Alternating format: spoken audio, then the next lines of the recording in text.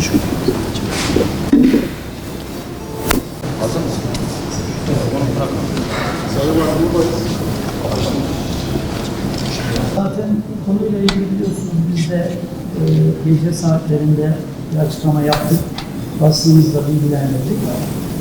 Biz her zaman söylediğimiz gibi bilhassa yerel basınımızdan bazı konularda duyarlılık bekliyoruz. Bu minnet etmek ya da lütfetmek anlamını taşımıyor.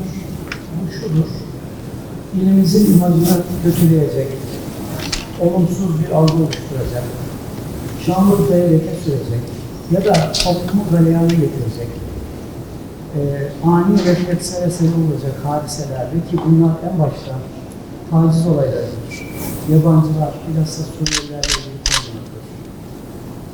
Bizim bunlar özelimiz olması lazım ve basından şunu rica ediyoruz. Bu konularda lütfen ilgili kurumlardan resmi bilgileri almadan bir haber paylaşmayın, bir paylaşımda bulunmayın şeklinde. Dünkü vakayı kınıyorum. Bu konuyla ilgili bugün ilgili kurumlarımız suç duyurusunda bulundu. Savcılar aynı zamanda Cumhurbaşkanlığı İletişim Başkanlığı nezdinde de dezenformasyon süreci başlattı. Benzeri hadiselere karşı bundan sonra valilik olarak tavrımız bu şekilde olacak.